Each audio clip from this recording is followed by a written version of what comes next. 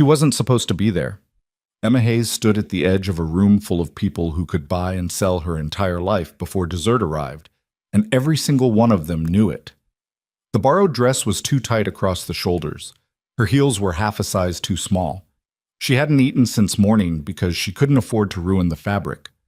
Then he looked at her. Damien Volkov. The name that made grown men lower their voices in parking garages and check over their shoulders in broad daylight. He wasn't supposed to notice someone like her, but he did. And the moment their eyes met across that glittering, champagne-soaked room, Emma felt something cold and certain settle into her chest. The specific feeling of a door swinging shut behind you before you realize you've walked through it. If you've ever stood at the edge of something beautiful and terrifying and felt your feet move toward it anyway, this story is for you. Stay until the end, hit like, and drop a comment with the city you're watching from.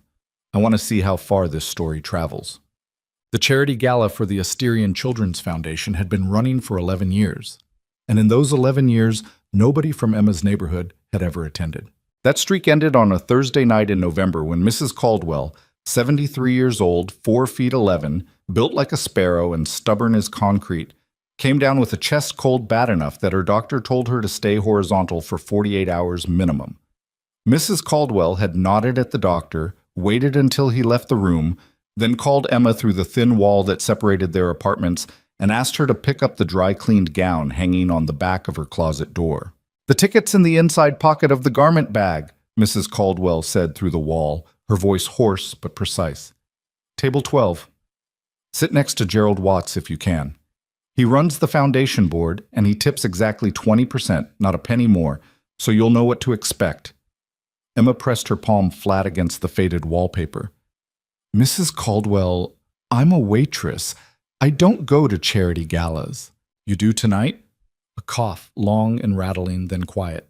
"Don't let them see you sweat, Emma. Rich people smell fear the same way dogs do." She should have said no. She had a morning shift at the diner at 6 a.m. Her feet were already sore from a double the day before.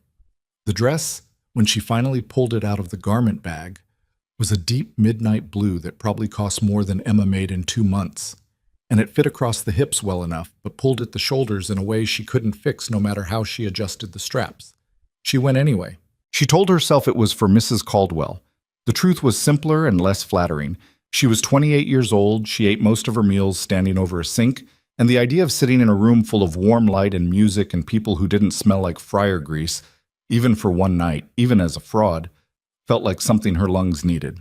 The Asterian Hotel occupied the north end of Meridian Avenue like it had always been there, and the rest of the city had grown up around it. 40 floors of glass and stone, the kind of building that made you feel architectural judgment just by standing in its shadow.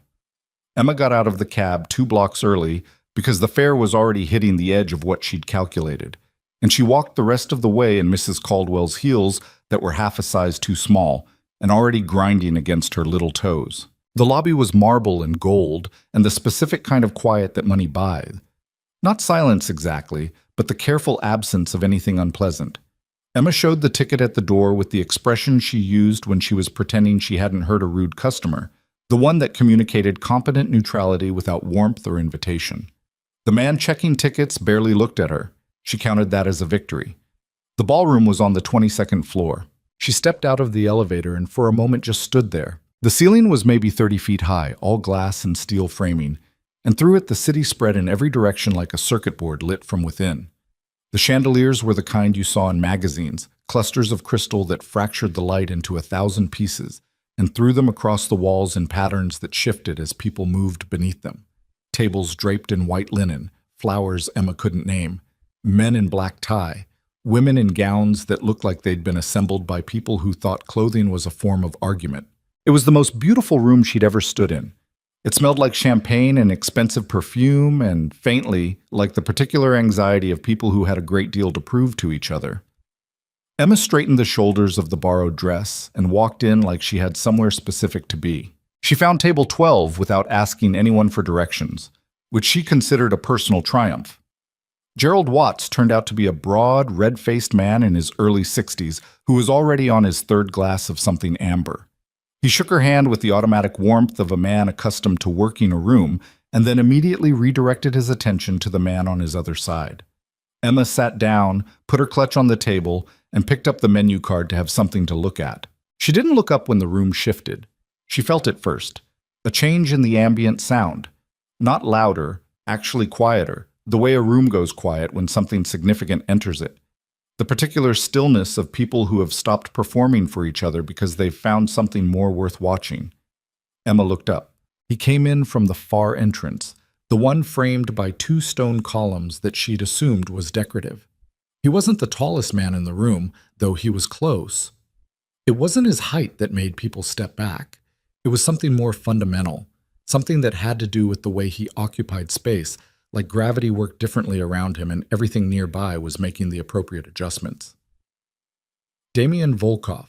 She didn't know the name yet. She just saw a man in a black suit, perfectly cut, no tie, the top button of his shirt undone in a way that somehow read as deliberate rather than casual, moving through the room with the unhurried certainty of someone who had never once in his life needed to check whether he had permission to be somewhere. 2 men flanked him at a distance that was close enough to be protective and far enough to be deniable. His face was severe in the way that certain old architecture is severe. Unapologetic angles, built for endurance rather than comfort, and completely arresting because of it. He was talking to someone as he entered, a brief exchange, dismissive, and the other man nodded and withdrew. Then Damien Volkov's eyes moved across the room in the way of someone cataloging a space out of pure reflex, threat assessment worn so deep it had become posture, and they stopped on her. Emma's first instinct was to look away. Her second instinct was that looking away would be worse somehow.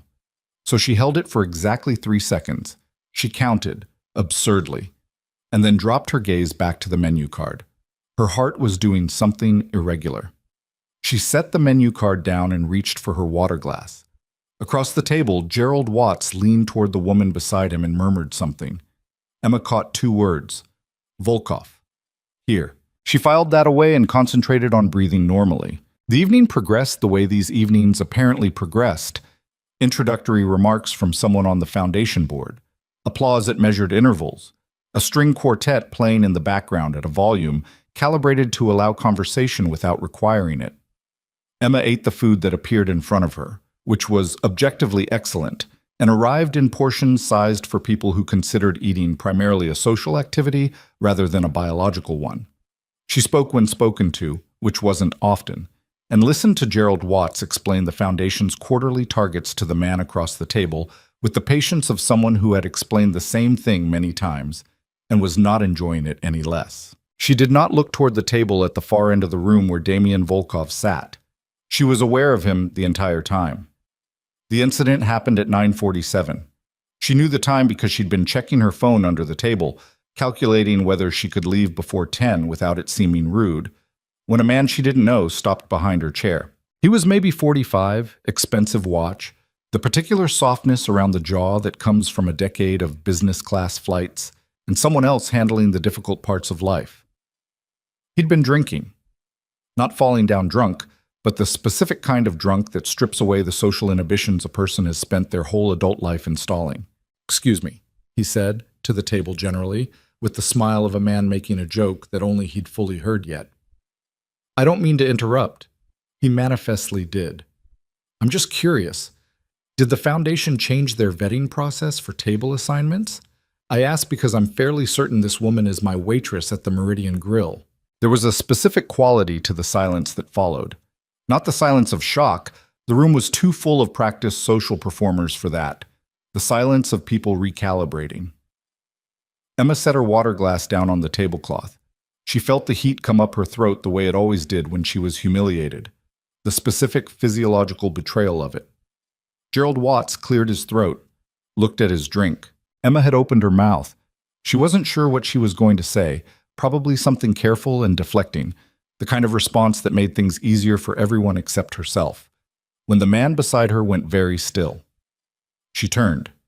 Damien Volkov was standing 3 feet away. She hadn't heard him approach. No one had, apparently, because the drunk man with the expensive watch was still smiling his half-formed joke when he registered who was looking at him, and the smile did something complicated with its geometry and then mostly disappeared. Damien didn't speak immediately. He looked at the man with an expression that was perfectly, precisely neutral, which somehow made it worse. He let the silence extend 2, 3, 4 beats past the point of comfort. "Apologize," he said finally. His voice was level and quiet and contained no identifiable emotion whatsoever. The man blinked. "I'm sorry?" "To her." A pause. "Now." Emma watched something move through the drunk man's face, the calculation, the pride, the weighing of it, and then watched all of it collapse under something simpler. He turned to Emma, and his jaw worked for a moment. "I apologize," he said, with the wooden precision of a man reading from a card he hadn't written. "That was inappropriate." Damien held his gaze for another 3 seconds. Then he looked away, and the dismissal in that simple redirection was complete and total. The drunk man in the expensive watch left the vicinity of table 12 and did not return. The table had gone very still. Emma looked up at Damien Volkov. This close, the angles of his face were more complicated. There were lines at the corners of his eyes, a faint scar running along his jawline, something in his expression that wasn't quite readable. He was probably 34, 35. He looked like a man who had learned very young that the world was a specific kind of place and had made his accommodations accordingly. "Thank you," Emma said. Her voice came out steadier than she expected. Something moved in his face, not quite a smile, the impression of one. "Dance with me," he said. It wasn't phrased as a question. Emma looked at him for a long moment. The logical answer was no. She was here as a substitute for her neighbor. She did not dance with men who materialized out of rooms full of dangerous silence and compelled people to apologize with 2 words and a look. She had a 6 a.m. shift. "Okay," she said. She stood up. He offered his hand and she took it, and he led her toward the center of the room while the string quartet shifted into something slower. She was aware of the eyes following them. Not subtle, not pretending. Half the room had turned. She kept her chin level and her spine straight and tried not to think about the fact that her heels were still too small, and one of them was now actively cutting into her left foot. Dancing with Damien Volkov was not like dancing with any of the 3 or 4 men Emma had danced with over the course of her life. He moved like someone for whom physical certainty was native. No hesitation, no negotiation, just his hand at her back and the clear, unhurried guidance of someone accustomed to leading in rooms of all kinds. He kept a proper distance, she noticed. Formal, almost. Which was strange given everything else about him. "You weren't going to say anything," he said. Not an accusation, an observation. "I was thinking about what to say," Emma replied. "You'd decided to let it go." She didn't answer. "Why?" "Because causing a scene would have made the rest of the night worse." She met his eyes. "Not everyone gets to make problems disappear with 2 sentences." He studied her with that expression she still couldn't fully decode. "He'll think twice before he does it again." "He'll think twice before he does it to someone you're standing near," Emma said, "which is a smaller group of people than you might think." A pause. Something shifted in his expression, the faintest edge of something that might have been respect, or at least recalibration. "You came with the Caldwell ticket," he said. Emma felt the back of her neck go cool. "How do you know about Mrs. Caldwell's ticket?" "I know most things that happen in this building." He said it without particular pride, the way someone states a fact about the weather. "Margaret Caldwell has been coming to this gala for 8 years. She was taken ill. You're her neighbor." "You know Mrs. Caldwell." "I know of her. There's a difference." Emma tried to decide whether to pursue that and decided against it. The music swelled slightly, and he moved them through a turn that required her to actually pay attention to her feet for a moment. When she came back level, she found him still watching her with that same focused quality, and it did something uncomfortable to her breathing. "Your name," he said. "Emma Hayes. Damien Volkov." She'd already figured that out, but she nodded. "I know." "What do you know about me?" "Not much. Just the sound people's voices make when they say your name." He was quiet for a moment. The ballroom revolved slowly around them. She was aware of his hand at her back, the warmth of it through the fabric, and she was aware of herself being aware of it and told herself to stop. "What does it sound like?" he asked. "Careful," Emma said. "Like they're handling something heavy. This time, definitely something. Not a smile exactly, but the specific thing that precedes one and then decides against it. He looked at her with a directness she'd have found rude from anyone else and didn't, somehow, from him. What do you do, Emma Hayes? I wait tables. She held his gaze. At the Meridian Grill, apparently. He absorbed this without any visible reaction. And Mrs. Caldwell sent you here. She asked me to represent her. I don't think she anticipated the entertainment portion of the evening. People like Harlan act that way because they believe there are no consequences. His voice had gone slightly flatter. There are always consequences. Most people just don't make them visible. Most people also don't have two guys standing 20 feet away to make the visibility easier, Emma said. He looked at her again. You're not afraid of me. Emma considered this.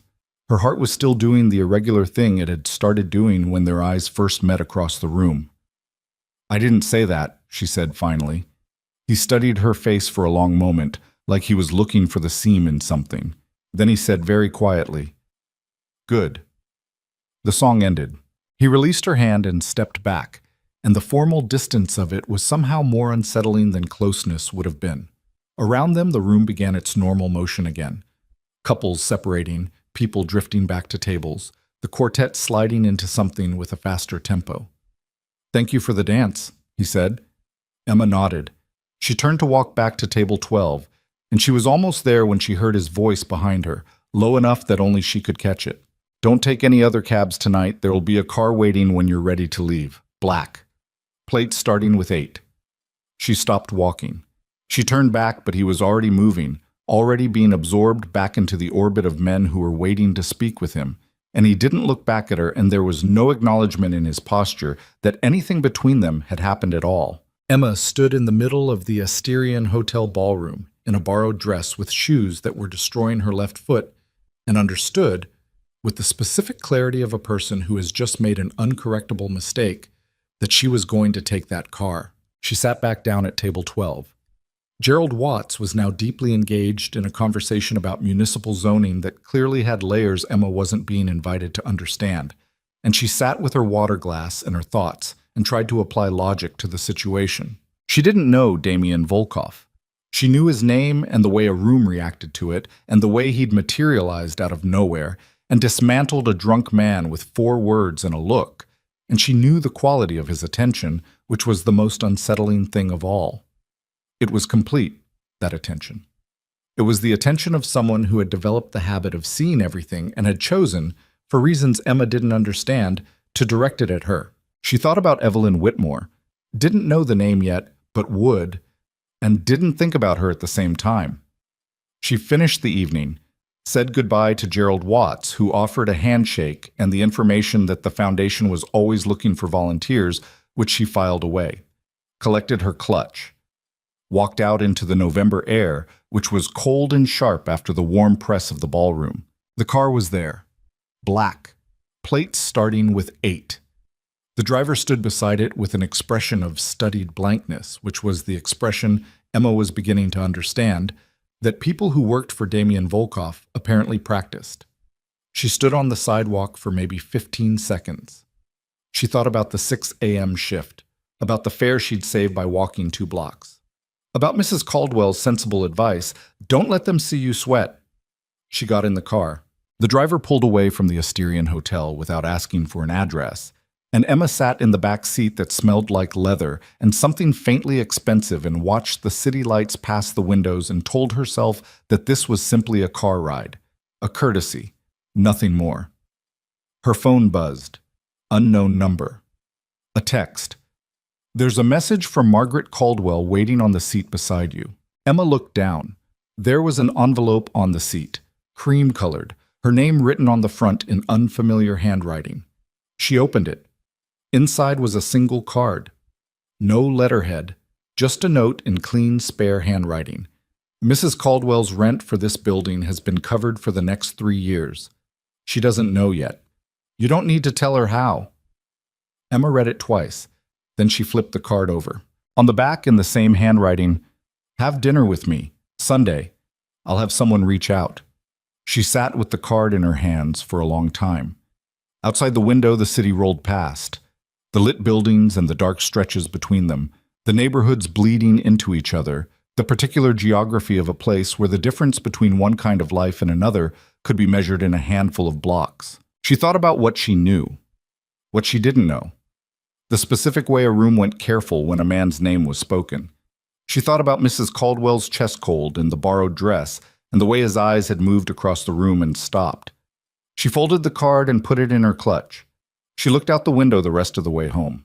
The car stopped in front of her building, the sixth-floor walk-up on Clement Street with the broken second step and the super who sometimes fixed things and sometimes didn't. The driver opened her door without speaking. Emma stepped out onto the familiar sidewalk in the borrowed heels, and for a moment she just stood there, looking up at the building where she lived, with the city noise around her and the cold air on her face. She went inside. She sat on the edge of her bed in the dark with the midnight blue dress still on, the heels finally off, and she held her phone and the card from Damien Volkov, and she thought about Sunday. She should say no. She understood this. She could feel the outline of it the way you can sometimes feel the shape of something you can't see directly. The sense that behind the elegant gesture and the strange, focused attention and the car and the card, there was a structure she didn't understand yet. People who spoke Damien Volkov's name in parking garages and checked over their shoulders were not being irrational. Careful was the correct response. She set the phone on her nightstand. She set the card beside it. She lay back on the bed in the dark and stared at the water stain on the ceiling that had been there since she moved in and that no one had ever done anything about. Her phone buzzed again at 11:53. The same unknown number. One line. He wants to know if Sunday works. Emma stared at the message for a long time. Then she typed back, yes. She turned off the phone and closed her eyes and did not sleep for a very long time, because she already knew, with the bone-level certainty of a person who has made an irreversible choice without quite meaning to, that whatever was on the other side of Sunday was not something she was going to be able to walk away from easily. Outside her window, the city kept its usual noise, sirens a few blocks over, a car alarm on the next street that ran for 2 minutes and then cut out, somebody's music through a wall. The ordinary machinery of a Thursday night becoming a Friday morning. And somewhere on the north end of Meridian Avenue, in a building full of warm light and crystal chandeliers, and people who handled each other's names like they were breakable, Damien Volkov had already moved to the next thing, the next room, the next problem. Except one of the men who'd been watching from across the room all evening approached him near the elevator, waiting until the others had stepped away and said, "She took the car." Damien stood with one hand in his jacket pocket and looked at nothing in particular. "Good," he said, "just that." Then the elevator doors opened and he stepped inside, and they closed behind him, and the 22nd floor continued its evening without him, the way rooms do when the thing that had reorganized their gravity leaves.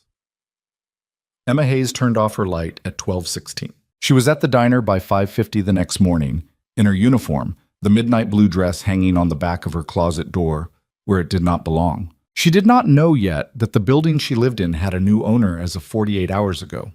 She did not know that the broken second step would be fixed by the time she came home from work. She did not know that 3 things she'd been afraid of losing: the apartment, the overtime shifts her manager had been threatening to cut, the car her mother had left her that needed a repair she couldn't afford, had each, quietly, in different ways, already been resolved. She did not know any of this yet. She refilled coffee. She took orders.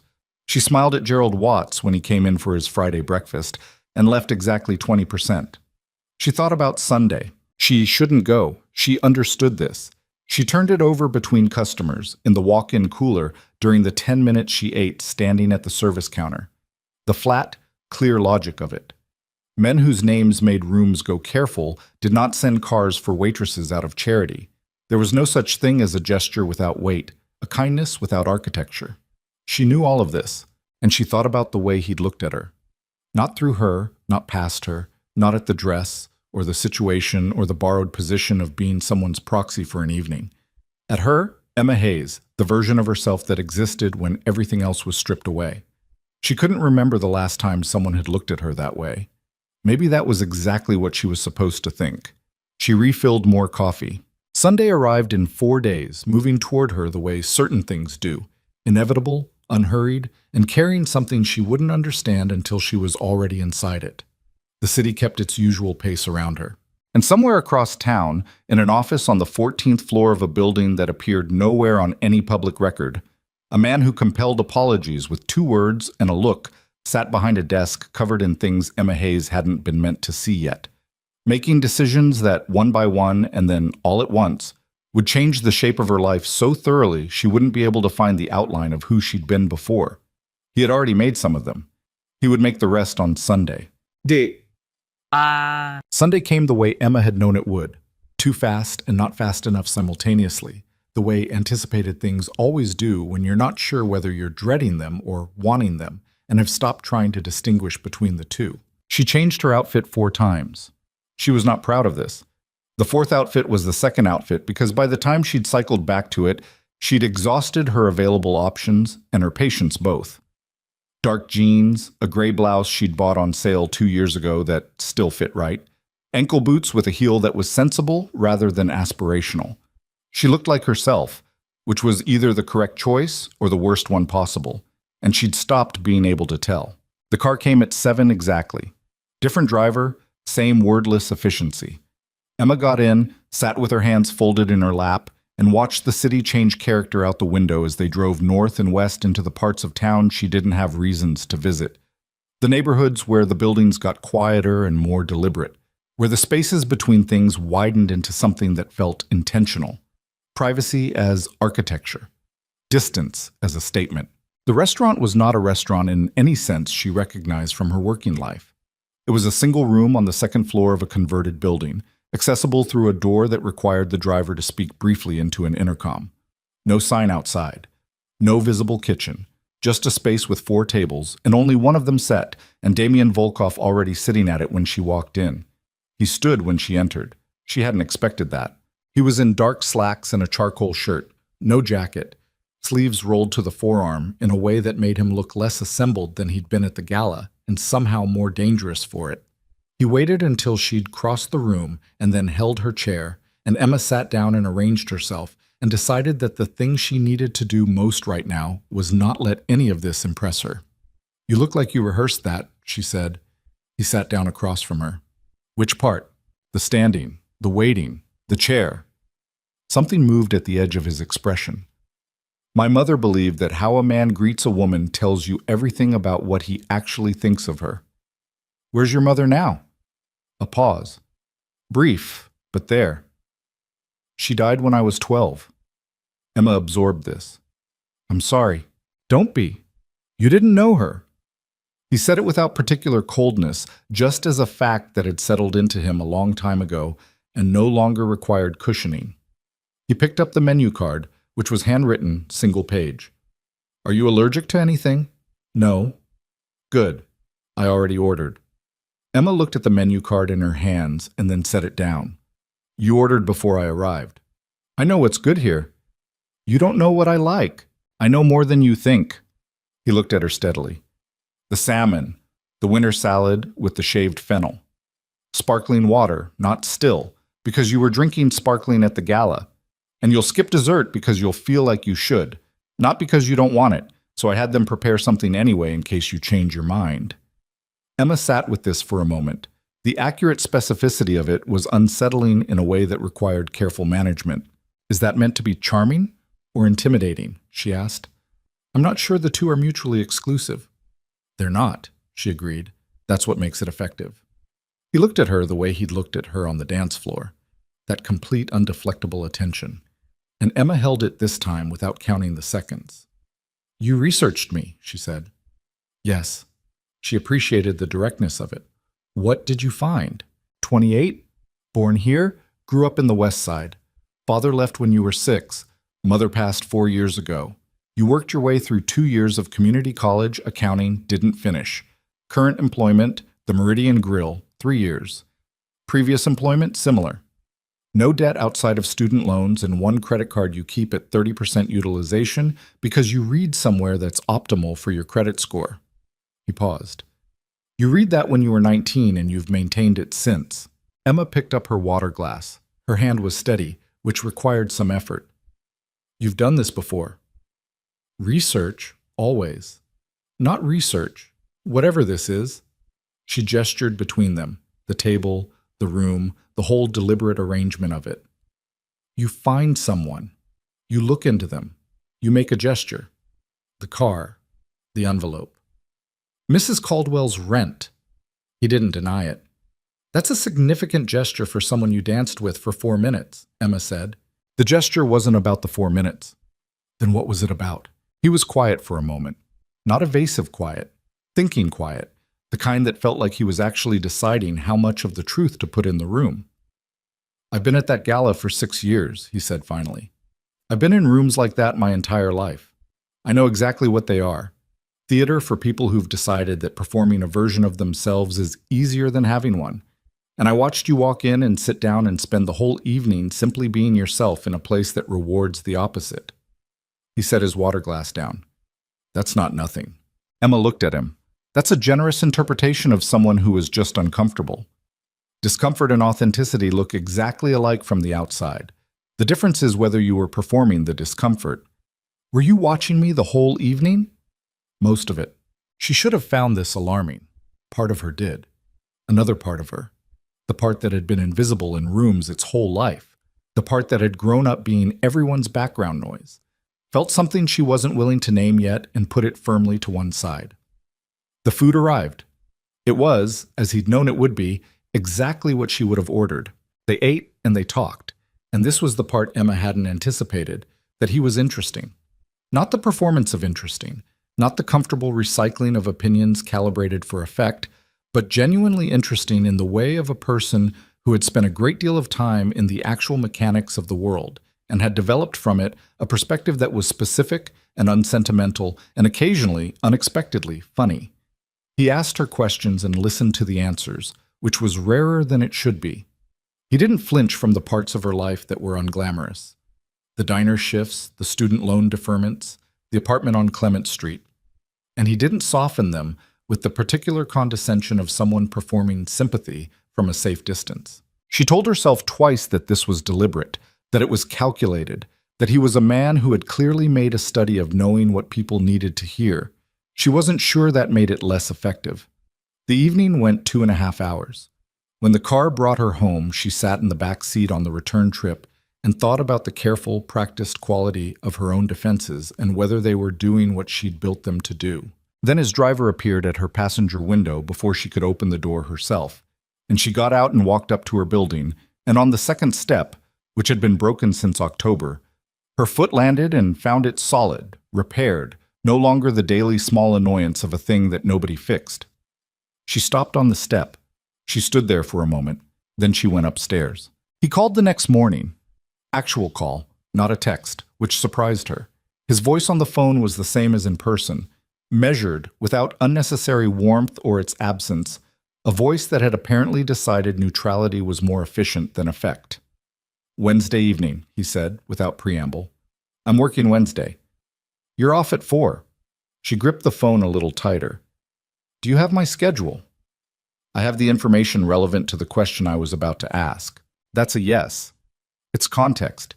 It's my schedule, Damien. A brief silence. She thought she heard something in it, but couldn't be certain. Wednesday. There's a showing at the Galleria private. After, dinner somewhere that doesn't require reservations 3 months in advance. Emma sat down on the edge of her kitchen table and looked at the window across her apartment where the November light came in gray and thin. You should know, she said, that I'm aware this is a lot of information for someone you've known for a week. I'm aware. Does that concern you? It concerns me less than the alternative. What's the alternative? Not knowing, he said. I don't function well without accurate information. Emma exhaled slowly. That's going to be a problem eventually. Why? Because people aren't information. They're not stable data sets. They change. She paused. Including me. He was quiet for a moment, and this silence had a different quality. Denser, somehow attentive. Wednesday, he said again, and this time it sounded less like a proposal and more like a conclusion he'd already reached. Wednesday, she said. She hung up and pressed the phone against her sternum and stared at the ceiling and thought, You understand what you're doing, right? The answer, honestly, was no. Wednesday came. Thursday came, the following Saturday. Each time the car arrived, each time she got in, Emma told herself the same things and they became progressively less convincing, the way arguments against something you've already decided tend to do. She saw his world in pieces, the way you see something large in the dark, one lit section at a time, the rest implied. The private showing at the Galleria, where the curator had clearly been expecting them and the gallery had been cleared of other visitors, and Damien moved through the rooms with the ease of someone who had been surrounded by beautiful objects his entire life and had never once been required to pretend otherwise. The dinner at a place in the warehouse district where no reservations existed because the kitchen cooked only for people who were expected and Damien was always expected. The phone calls, which came at unpredictable times, early morning, late evening, brief, substantive, nothing performed about them. She told herself she was not falling. She was observing. She was falling. 3 weeks in, Evelyn Whitmore walked into the Meridian Grill on a Tuesday at 1:15 in the afternoon and sat in Emma's section. Emma didn't know who she was at first. A woman in her mid-60s, elegant in the particular manner that comes not from money, but from a lifetime of knowing what belonged to her and wearing it accordingly. Silver hair, good coat, the kind of stillness that indicated she'd spent a great deal of time learning to be still.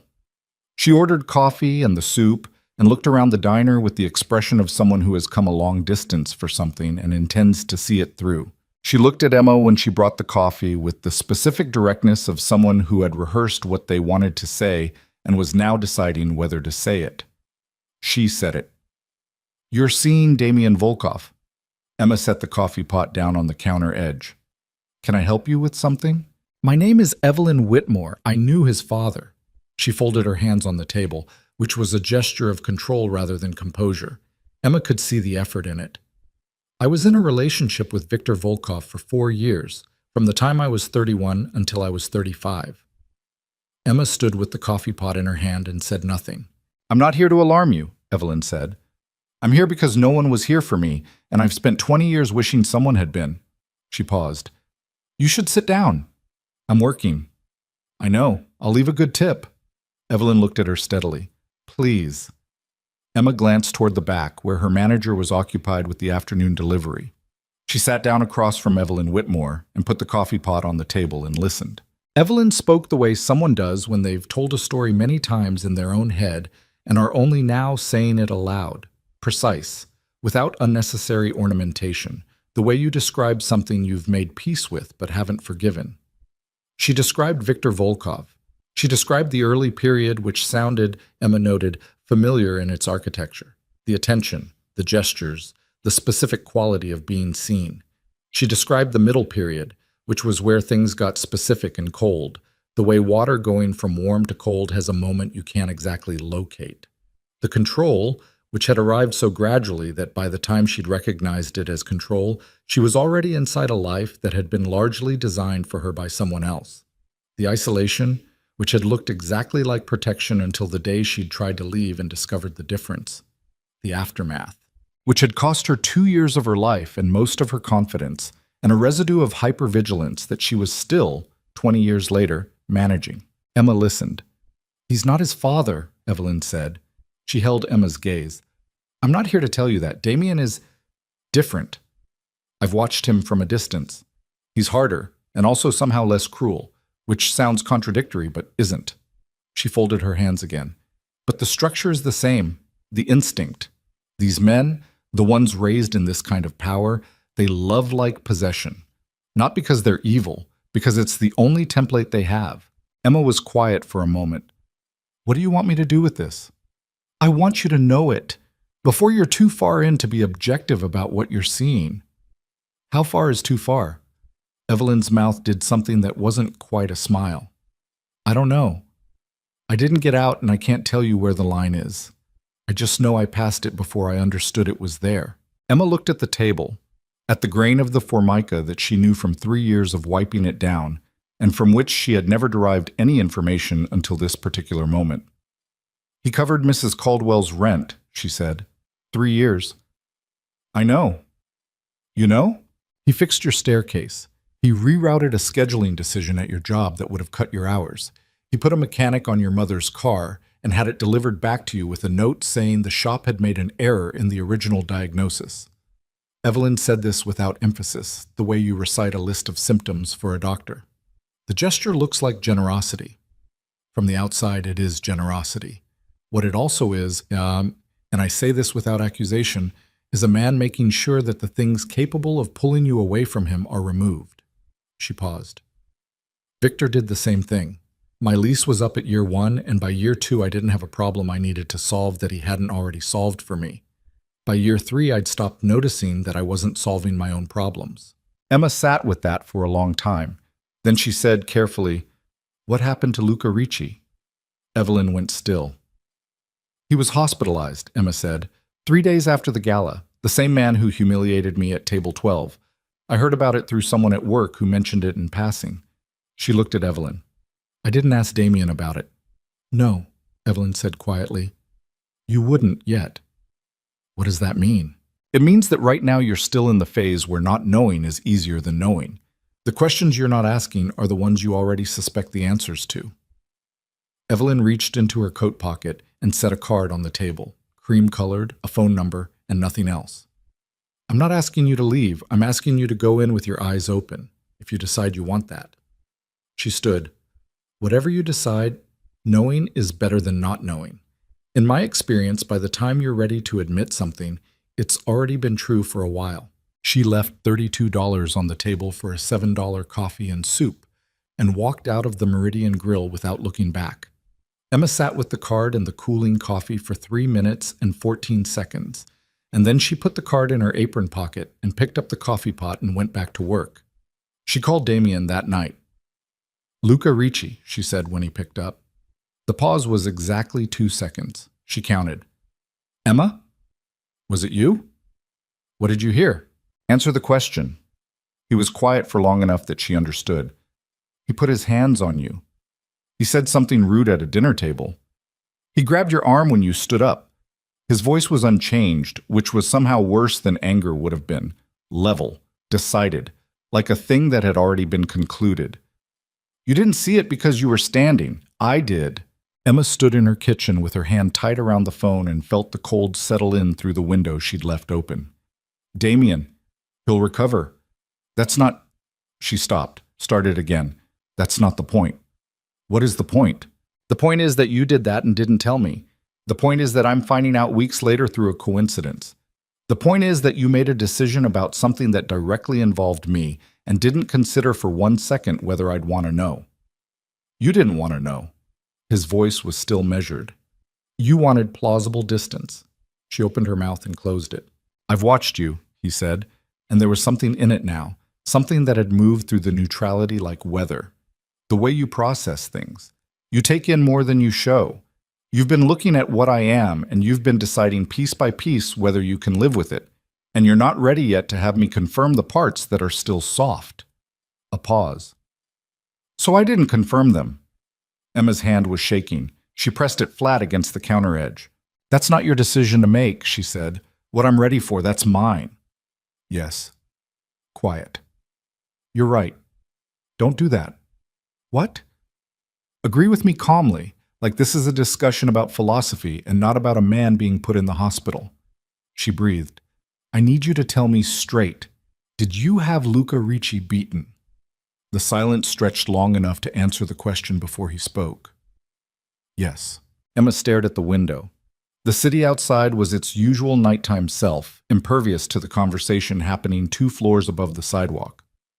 "My world doesn't forgive disrespect," he said. "Not publicly, not towards someone under my—" He stopped. "Not towards someone I've chosen." The word chose sat in the room between them. "Chosen," Emma said. "Yes.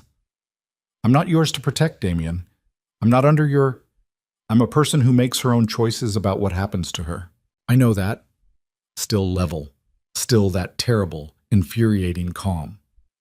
"But I'm also a person who makes choices about what happens in my world. And my world includes you now, whether either of us planned it that way."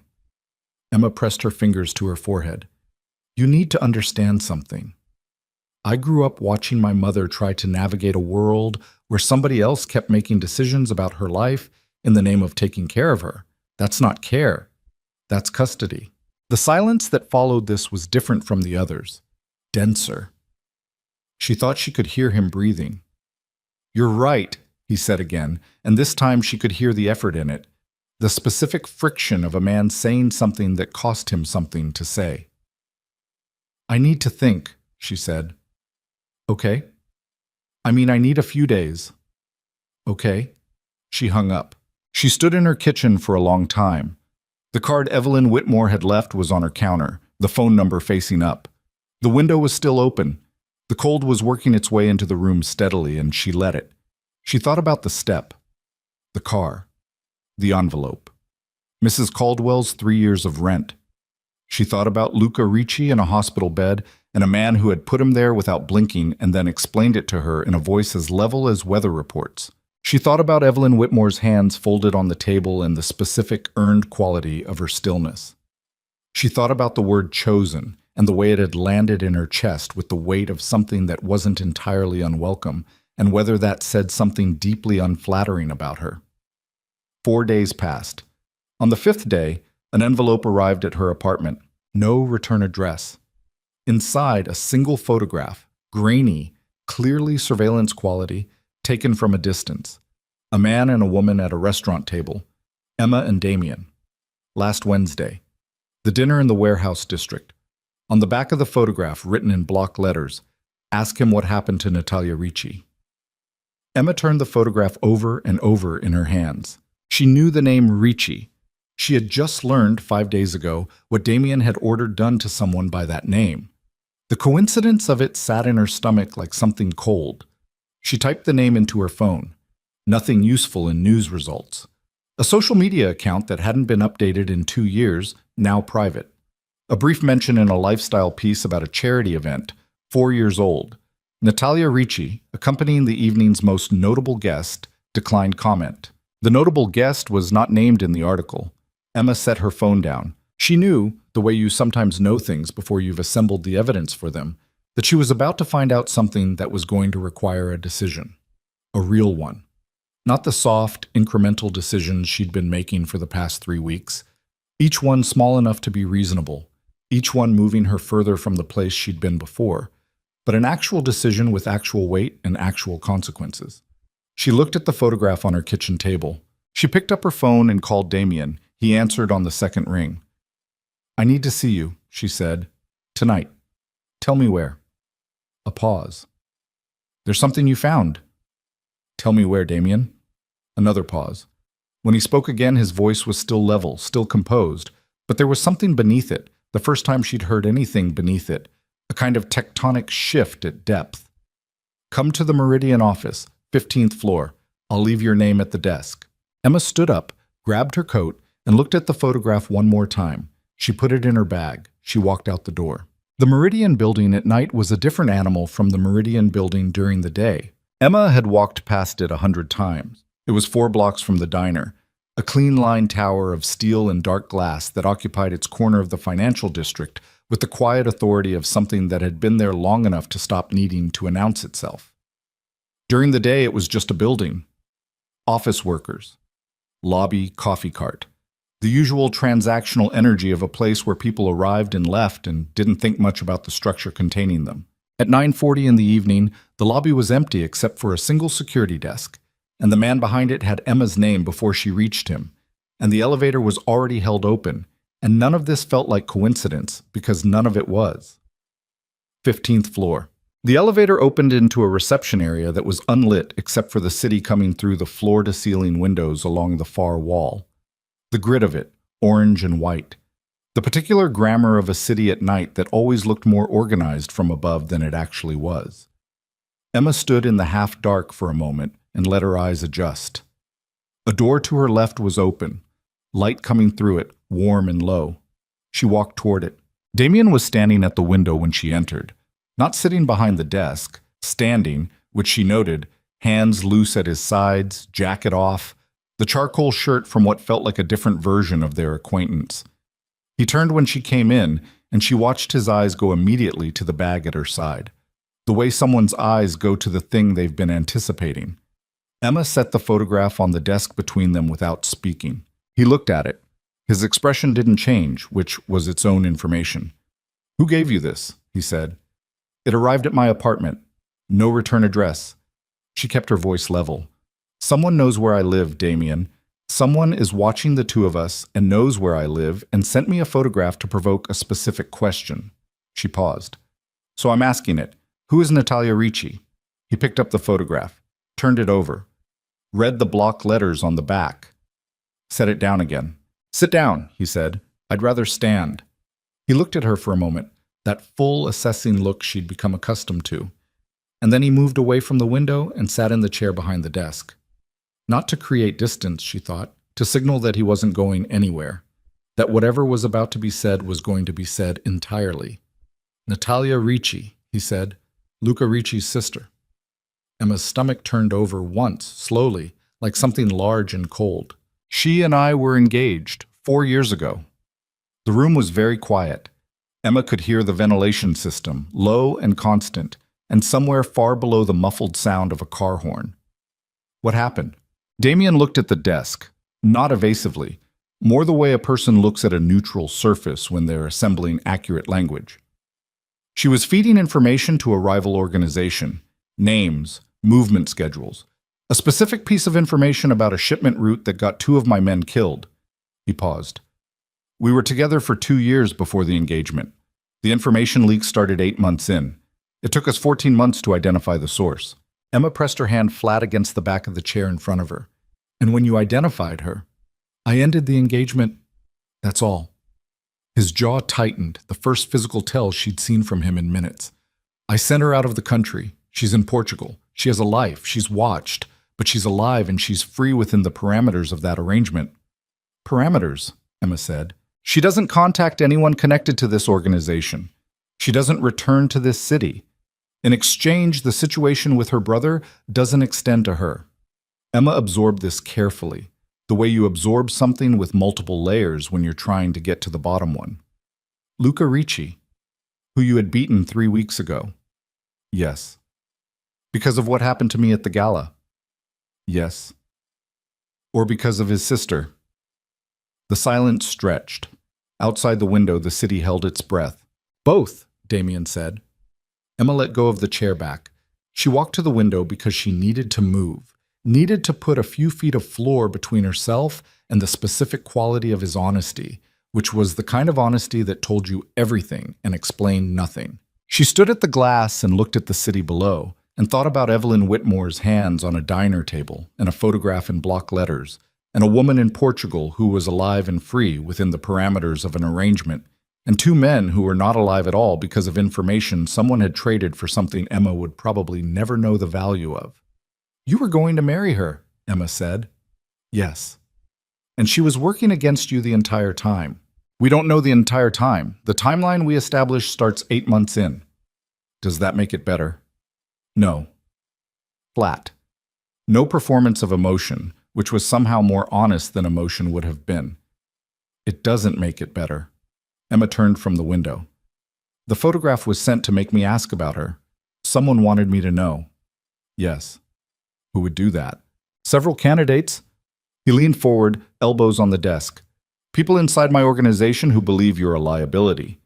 People in the Ricci organization who want to destabilize what I've built. People who've been watching the situation since the gala and have decided the most efficient pressure point is you." He paused. "Possibly Luca himself, depending on what resources he has access to from a hospital bed."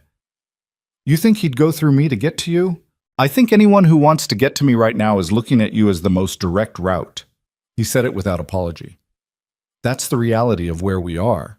You should know it completely." Emma stood in the middle of the room and felt the shape of her situation, the actual, full-dimensional shape of it, in a way she hadn't before. She'd been understanding it in pieces. This was the whole thing, or closer to it than she'd been, and it was significantly heavier than the pieces had suggested. "Evelyn Whitmore came to see me," she said. He was still. "When?" "Last week, at the diner." She watched his face. "She sat in my section and told me about Victor, about what it looked like from inside." She paused. "I've been waiting to tell you because I wasn't sure what I wanted to do with it." And And now someone sent a photograph to my apartment, Emma said, which means the decision about whether I'm in or out of this has been partially made for me. Because I've been seen. Because anyone who wants to use me against you already knows they can find me. She pressed her fingers to her collarbone, which means standing back and observing from a safe distance is no longer actually an option. Damien looked at her with something moving behind his expression that she couldn't quite decode, something that looked like it was fighting with itself. You could leave the city, he said. What? I can arrange it. Different location, clean, resources to establish yourself.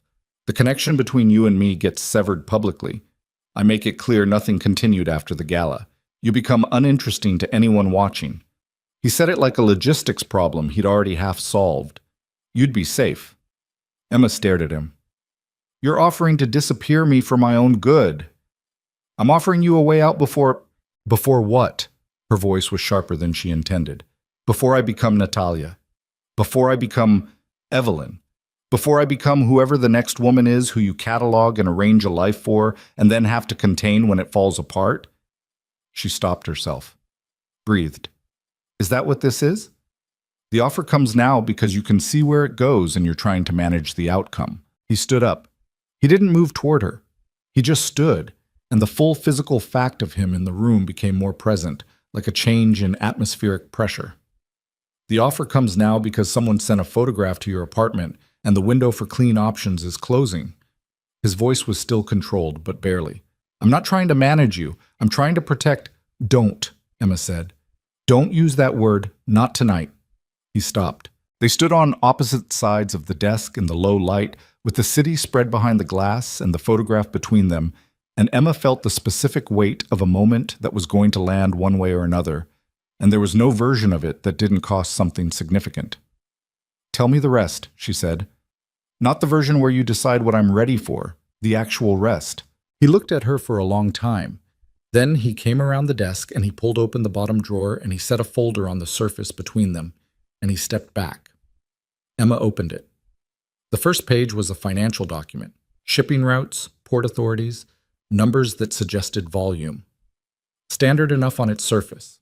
She'd taken 2 years of accounting. She could read the structure of it. She turned to the second page. The second page had names, judges, a city councilman she recognized, a deputy police commissioner whose face had been in the news 4 months ago when he'd given a press conference about a major organized crime initiative that had, apparently, resulted in no arrests of anyone significant. She turned to the third page. She stopped. It was a casualty record. Dates, descriptions, outcomes. Organized, clean. The kind of documentation that existed not for remorse but for operational accuracy. She read 3 entries and stopped reading and closed the folder. She put her hands flat on the desk. She breathed. This is what the Empire is, she said. Her voice came out strange, thin. Yes. These people. She stopped, started again. These people are dead because of decisions made in this office. He didn't answer. He didn't need to. Emma stepped back from the desk. She became aware of her own body in an acute way. Her hands, her breathing, the floor under her feet, the distance to the door. She was not afraid of him physically, and she understood that this was worth examining because fear of him physically was perhaps the more rational response, and its absence suggested that whatever she'd been building toward him over the past 3 weeks had restructured her instincts in ways she hadn't fully audited. Emma, don't! She held up one hand. Give me a minute. She walked to the window and stood there and looked at the city and breathed through it. Below, a taxi made its way along the avenue, stopping at a light, moving on, the most ordinary thing imaginable. She thought about what she was. A waitress on Clement Street. A woman who'd gone to a charity gala in a borrowed dress. A person whose most significant financial decision in the past year had been whether to fix her car or defer one student loan payment. She thought about the photograph on the desk, sent by someone who had already decided that she was inside this world, whether she'd formally agreed to it or not. She thought about the folder she'd just closed without finishing. She thought about the step on her building, repaired, the scheduling decision at the diner, the car that had appeared at the curb, the patient, meticulous way a life had been rearranged around her, piece by piece, while she was deciding whether to let it. She turned around. Damien was watching her the way he'd watched her at the gala. that complete, undeflectable attention. He looked, she thought, like a man who had done what he said he would do, put everything in the room, and was now standing with the results of that, whatever they were going to be. Natalia leaked information that got people killed, Emma said. And you let her live. Yes? Why? A long pause. Because I had loved her, he said. And whatever she did, that was real. And I don't... He stopped. Something moved through his expression, something old. I don't make that kind of decision lightly. Emma nodded slowly. But the two men who died were buried. Their families are provided for. It's not equivalent. I know that. No, Emma said. It's not. She picked up her bag from the floor. She picked up the photograph from the desk and looked at it one more time. The grainy image of the two of them at a table in a warehouse district restaurant, looking from the outside like any two people at dinner. And then she put it in her bag. I'm not leaving the city, she said. He looked at her. And I'm not pretending I can stand at a distance and observe anymore, because someone already decided that's not where I am. She zipped her bag. So what I need from you, what I actually need, not the version where you pre-decide what I can handle, is to know everything, the parts that are terrible, the parts you'd rather keep managed, all of it. She met his eyes. Because I cannot make a real decision about what I'm doing here if you keep deciding what information I deserve. He was very still. Can you do that? She said. Actually, not in theory. The silence stretched. Outside, the city made its ordinary noise. I don't know, he said. And it was, she thought, the most honest thing he'd said all evening. The crack in the controlled surface, the specific texture of a real answer versus a managed one. That's something, Emma said. She walked toward the door. Emma. She stopped but didn't turn. The people who sent that photograph. His voice was different now, stripped of the careful neutrality, carrying something rawer beneath it. They're not going to stop at one. I know. When the next one comes, I'll call you. She looked back over her shoulder. If I decide that's what I want to do. She walked out of the office, through the dim reception area, into the elevator. The doors closed. The city descended floor by floor outside the glass. She stood in the lobby and realized her hands were shaking. She put them in her jacket pockets and walked out onto the street, into the cold, into the ambient indifference of the city at 10 at night. She walked 6 blocks before she got a cab. Sitting in the back seat, streetlights strobing through the window in steady rhythm, Emma thought about the folder and the names in it, about a woman in Portugal who was alive within the parameters of an arrangement, about 2 men whose families were provided for, about the specific language of a world that had its own accounting systems for things that didn't fit into normal ledgers. Her phone buzzed at 11:22, just as the cab turned onto Clement Street. Unknown number. Not the same one as before. Different. A text. You should have taken the offer. Now it's too late. Emma stared at the message. She typed back, Who is this? 3 dots appeared, then disappeared. Then the number went dark. Disconnected, or disposed of, or both. Emma sat in front of her building and looked at the phone and felt, for the first time since this had started, something that was not ambivalence or cautious attraction or the careful architecture of someone managing their own exposure. Something simpler, older. She was afraid, not of Damien, of what surrounded him, the invisible structure of a world that had already, without her formal consent, made her part of its geography. The photograph. The text, the precision of it all, the way it suggested resources and patience and a specific intent that had nothing to do with her personally and everything to do with what she represented to someone she hadn't met yet and might never see coming. She got out of the cab. On the 2nd floor landing, she stopped. The door to her apartment was open, not broken, no visible damage to the frame, no splintered wood. Open, the way a door is open when someone with a key has gone through it. The light inside was on. Emma stood on the landing with her hand on the stair rail and her heart doing something loud and irregular in her chest, and she thought, this is it. This is the moment where you find out what kind of person you actually are. She could go back downstairs, call Damien, wait on the sidewalk with her hands in her pockets while someone else handled the thing behind the door of her own apartment. She stood there for 10 seconds. Then she pushed the door open all the way and walked in. The living room was intact. Nothing overturned, nothing broken. But on her kitchen table, where the photograph had been this morning, there was now a different envelope. Cream-colored, familiar. The same cream as the one from the Asterian Hotel on the night this had started. Beside it, a single key. Emma picked up the envelope. Inside, no card, just a handwritten address, an estate outside the city, 40 minutes north, and 4 words at the bottom of the page. 1 week. Come alone. She turned the key over in her hand. Old-fashioned, heavy, the kind cut for a serious lock. She set it down on the table and looked at it and understood, with the flat, certain clarity of someone who has run out of the space where ambiguity lives, that whatever choice she made in the next 24 hours was going to define the entire shape of what came after. The city outside her window kept its noise. The key sat on the table. Emma picked up her phone and held it for a long time without dialing. She went. She told herself she had reasons, practical reasons, the kind you can arrange in a line and point to. If someone had been inside her apartment with a key, the apartment was no longer safe. If someone was watching her closely enough to send a photograph and then a follow-up text within hours of each other, staying on Clement Street was not the defensive choice. If the address in the envelope was Damien's estate, then going there was simply a logical response to the geometry of the situation. She told herself these things at 6 a.m. while she packed a bag. She told herself them again in the car she'd called herself, a regular cab, because she'd made the decision independently and she wanted the transportation to match. The estate was 40 minutes north, as the envelope had said. The address took her through the city's northern edge and then out into the kind of landscape that exists on the other side of a city's gravity. The spread of space, bare trees, the road narrowing and then widening again. She watched the distance between things grow and tried to decide whether she felt relieved or more exposed. The gate was stone, old, set into a wall that ran along the road for a quarter mile before the entrance. The cab stopped at the intercom. Before Emma could reach for it, the gate opened. She paid the driver and walked in. The estate appeared through a corridor of bare oak trees, a long gravel drive that crunched under her boots in the cold morning air. The house itself was large without being ostentatious.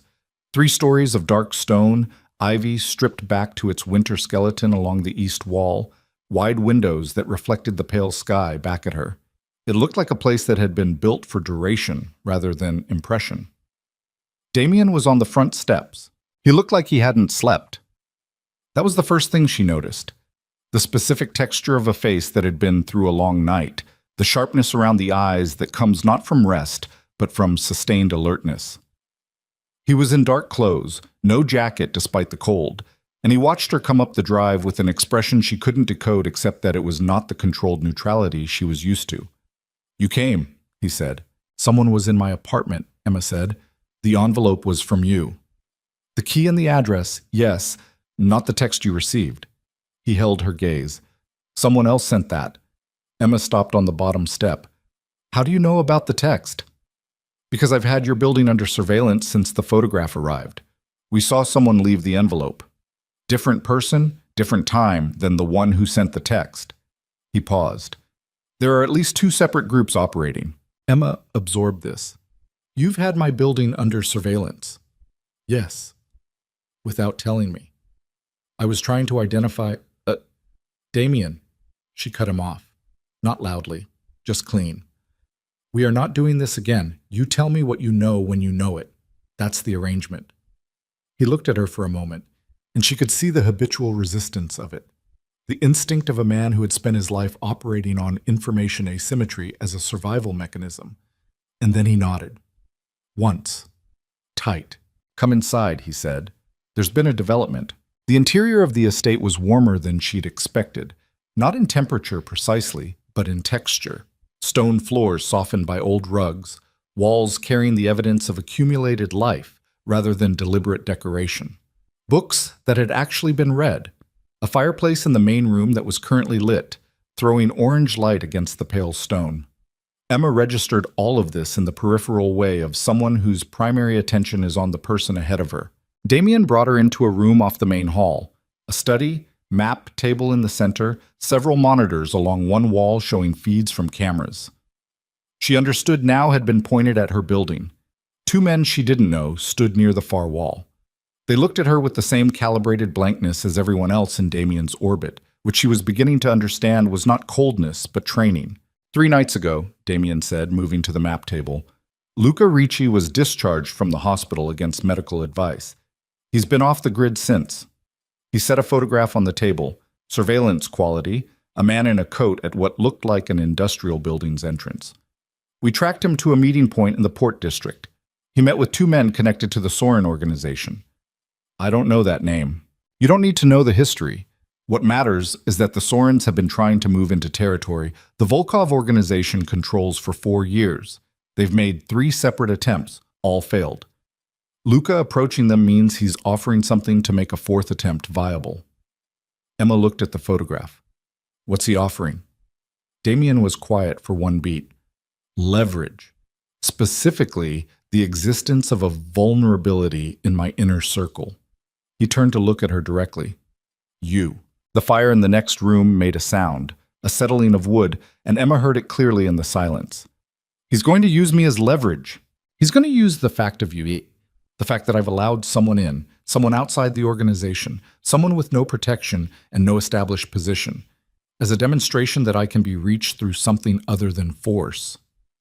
Damien's jaw was tight. It's a coherent play. In this world, the existence of an attachment is an operational weakness unless it's been hardened. Yours hasn't been because you're not. He stopped. Because I'm not supposed to be here, Emma said. I was supposed to have taken the clean exit. He held her gaze. Yes, she nodded. So what happens now? Tonight there's an event here.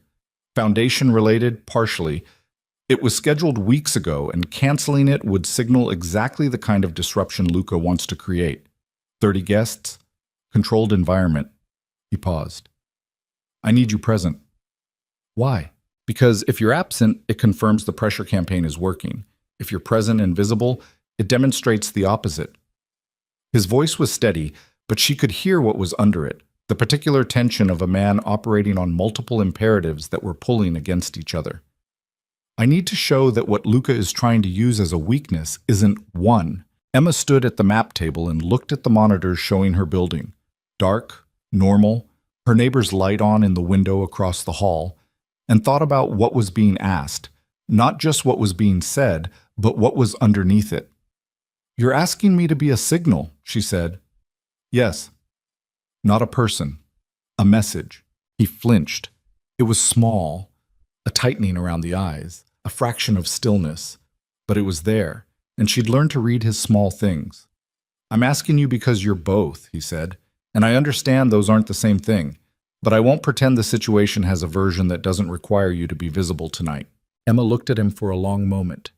If I do this, if I stand in that room tonight, I'm not doing it as a signal. I'm doing it as myself. And that means if something happens, I'm not standing behind you while your people handle it. I'm standing beside you, or I'm not standing there at all. Something moved across his face. She'd describe it later to herself, in the dark of the room she'd been given in the East Wing, as the expression of a man who had been carrying something very heavy for a very long time and had just been offered unexpectedly someone to carry it with. He hadn't known what to do with the offer. She could see him deciding. Beside me, he said. Yes. The day moved around preparations Emma was only partially included in. The 2 men from the study, whose names turned out to be Grigor and Anton, moving through the estate with the efficient purposefulness of people conducting a familiar drill. Additional staff arriving. The grounds being checked in a way that looked casual and wasn't. Emma was given a room, a meal she ate at the kitchen table, while a woman named Petra, who managed the household staff, watched her with the specific expression of someone reserving judgment indefinitely, and access to a closet in which several dresses had been hung with the kind of foresight that she'd stopped being surprised by. She chose the dark green one because it was the one she'd have chosen herself, which she recognized was its own complicated thing, and filed away. At 7 in the evening, guests began to arrive. The event had the surface texture of the Asterian gala, the formal clothes, the champagne, the practiced social machinery. But the underlying temperature was different. These were Damien's people in a way the charity gala's guests hadn't been. Business partners, she understood. Associates. People who operated in the same geography he did, some of them legitimate, some of them not, most of them somewhere in the complicated middle territory where those categories blurred beyond recovery. They looked at her. She had expected this. She hadn't expected the specific quality of it. Not hostile exactly, more like the careful attention of people taking precise measurements. She was being assessed as a variable, evaluated for stability, for intelligence, for the kind of person she was going to be in a situation that required a specific kind of person. She met every look steadily and said the appropriate things and held her champagne glass at the right height and felt, distantly, like a version of herself she hadn't known existed was operating the controls. Damien stayed close without hovering. That was his gift, she thought, the calibration of presence, the ability to be near enough to matter and far enough to not crowd. He touched her once, his hand at the small of her back as he directed her toward a conversation with a man she understood to be important. And the touch was brief and deliberate, and she felt it in a way that had nothing to do with the situation and everything to do with the 3 weeks she'd spent deciding what she was doing. At 9:12, all of it stopped mattering. She heard it before she understood what it was, a sound like something structural failing, deep and percussive, coming from the north side of the estate. The windows on that side lit up white for a fraction of a second. Then the alarm started. The room changed in an instant. The social machinery dissolved, and underneath it was something older and faster. Damien's people moving with the coordinated urgency of a practiced response, while the guests, the ones who weren't part of the organization, did what civilians do in those moments. Froze, clustered, looked for someone to tell them what was happening.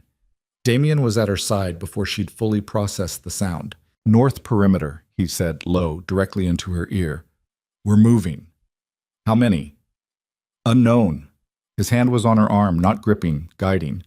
"We're going to the interior hall. Now." They moved fast through the main room, against the flow of guests being directed toward the ground floor safe room by Gregor and Anton. Emma matched his pace, her heels on the stone floor loud and then not loud because she kicked them off at the turn in the hallway and ran in bare feet on cold stone, which was more honest about what was happening anyway. The interior hall was a long corridor running the center spine of the building. No exterior windows. The kind of architectural feature that she now understood had not been designed for aesthetics. Damien stopped at a panel in the wall, opened it, and she saw the monitor inside. A grid of camera feeds showing the estate grounds from above. The north side was compromised. She could see figures moving through the darkness at the tree line, the particular organized movement of people who had a plan and were executing it. 6, maybe 8. "Ricci," she said, or Soren, using Ricci's information. He was on his phone, short, rapid exchanges, his voice stripped to pure operational register. He ended the call and looked at the monitor, and she watched him process the situation with a speed and completeness that was frightening, and also, she recognized exactly what the moment required. "Gregor has the guests secured," he said. "Anton is moving to the east service entrance with 4 men. We have maybe 4 minutes before they reach the house." "What do we do?" He looked at her. The low corridor light, the monitor's glow, the distant sound of the alarm still cycling. "There's a room at the end of this hall, reinforced. You go in, I lock it from the outside, and you stay until I—" "No," Emma said. "Emma, I told you, beside you or not at all." Her voice came out steadier than she felt, which she was grateful for. "I meant it." He looked at her for 3 full seconds. She could see him fighting it. The instinct to contain, to protect by removing her from the equation entirely. She held his gaze and didn't move. Then he turned to the panel and opened the lower section. Inside, on a mounted bracket, 2 handguns. He took one. He looked at her one more time. He held out the other. Emma took it. The weight of it was immediate and real. Nothing abstract about it. Cold metal, solid, demanding a kind of reckoning that couldn't be deferred or examined at a distance. She'd shot at a range twice in her life, years ago, a coworker's idea of a birthday activity. It wasn't nothing. It wasn't enough. "Safety," Damien said, and showed her. "Double action. You pull the trigger, it fires. Don't point it at anything you aren't prepared to shoot." He held her gaze. "Are you clear?" "Yes." The sound from the north side got louder. Glass somewhere in the estate. The specific, explosive crack of a window, not just breaking but being broken, intentional and fast. Then voices. Not guests, something harder, and running footsteps on stone. Damien moved to the hall's junction, and she stayed a half step behind him and to the left, which felt instinctively correct in a way she didn't stop to analyze. He moved with the particular economy of someone who had done this before, which should have been one more thing in the accumulating file of things that should have driven her away and had instead become somehow the most honest version of who he was that she'd seen. The first figure came around the corner fast, and Damien was already moving. Not the gun, his hands, the specific brutal efficiency of close-quarters combat that was nothing like movies and everything like violence, loud, fast, graceless, decided in seconds. Emma pressed her back against the wall and kept the gun up, and watched, and then didn't watch because there was a second figure coming from the opposite direction, from the south end of the hall, and she was the only one facing that way. She shouted Damien's name. She raised the gun. The figure stopped. In the low light, she could see a man, late 30s, dark jacket, a weapon in his hand that he had not yet fully raised because he hadn't expected someone to already be pointing at him from this angle. "Don't," Emma said. Her voice was shaking. The gun was not. The man looked at her with the assessing quality of someone deciding if she was real. She clicked the safety off, which was the loudest sound in the corridor, and he heard it and made his decision, and it was the right one. He stopped moving forward, and then Gregor was coming from the south entrance at a run, and the man was down and secured before Emma had fully processed that the immediate crisis had passed. She lowered the gun. Her hands were shaking now. Her whole body was doing something involuntary, a kind of vibration that she recognized as adrenaline finding the cracks in her composure. Damien was at her side. His knuckles were split on the right hand, dark with blood. He looked at her face, then at the gun, then back at her face. "You held it," he said. Quiet. Not congratulation, more like a question that had answered itself. "I told you." Her voice came out strange. "Beside you." Outside, the sound of a vehicle alarm starting, sharp, distant, and then more voices, organized now, Damien's men converging on the perimeter, the sound of a situation being closed rather than opened. She could feel the shift in the building's atmosphere, the difference between a crisis in motion and a crisis being contained. She looked down at her hands. She thought about the figure at the end of the corridor who had looked at her with the assessing quality of someone deciding if she was real, and she thought about how she'd held the gun without shaking and what that meant about who she was now versus who she'd been at the Asterian Hotel in a borrowed dress 4 weeks ago. She wasn't sure they were the same person. She was standing in the interior hall of a man's estate in bare feet, with an unfired weapon in her hands and blood on the floor that wasn't hers, and the last of the alarms cycling down to silence, and what she felt, not what she thought she should feel, what she actually felt, was not horror and not regret. It was clarity. The specific, cold, almost painful clarity of a person who has been deciding for weeks whether to be inside something and has now, through the removal of all remaining options, arrived at the only answer left. Damien was watching her. His expression was open in a way she hadn't seen before. The careful architecture of his composure compromised by something that looked like it had been there for a long time and had simply run out of room to stay hidden. "They're pulling back," Gregor said, appearing at the junction. "North perimeter secured, 2 detained, rest withdrew. Anton has eyes on a vehicle at the tree line." He paused. "Boss, we found something in the east wing. You need to see it." Damien looked at Emma. "Go," she said. "Emma." "I'm fine." She put the safety back on and held the gun out to him. "Go, I'll be here." He took the gun, held her gaze for one more second, and then moved with Gregor toward the east wing, and Emma stood in the corridor in bare feet on cold stone with the particular silence of a place where something violent has just stopped, and she looked at Damien's blood on the floor and the scuff marks where someone had gone down, and she pressed her back against the wall and slid until she was sitting on the floor with her knees up and her arms across them. She sat there for a while. Then she heard Damien's voice from the east wing. Not what he said, just the register of it, the specific quality that told her, even from a distance, that whatever Gregor had found was worse than the attack. She got up. She walked toward his voice in bare feet on cold stone, and behind the door at the end of the east wing corridor, lit by the cold overhead light of a room that had been someone's bedroom and was no longer only that, She found him standing over a desk covered in documents with his hands flat on the surface and his jaw set and the expression of a man looking at a betrayal he had not seen coming. The documents were internal, deeply internal, the kind of information that could only have come from inside the organization. Movement records, financial structures, the location of the estate itself, marked and annotated in a handwriting Emma didn't recognize. Damien looked up when she entered. His eyes went to the pages and then back to her, and she understood in that moment, in the flat, specific clarity of it, that the betrayal wasn't from outside. Someone inside the Volkov organization had been feeding the Sorens, had been feeding them for long enough to put together a package this comprehensive, had been feeding them everything they needed to walk into this estate on this night and know exactly where to go. "Who?" Emma said. Damien's jaw worked once. He looked at the documents. He looked at her. And then he said a name. The name was Anton. Emma stood in the doorway of the East Wing bedroom and watched Damien say it, and she watched what saying it cost him. The specific physical cost of it, the way his jaw tightened and then released, the way his hands pressed flat against the desk surface like he needed the solidity of something real beneath them. Anton, who had been with him for 9 years. Anton, who had moved guests to the safe room while the north perimeter was compromised. Anton, who had taken 4 men to the east service entrance and been the first to report the perimeter secured. Anton, who was not in the estate right now. Gregor said it quietly. He walked out during the sweep, took one of the vehicles. We have eyes on the east road, but...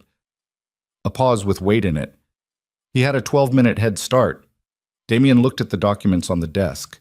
His expression had gone to the flat, specific blankness of a man performing surgery on himself, cutting out the emotional response because the operational response was more urgent and the emotional one would keep. Find him, he said.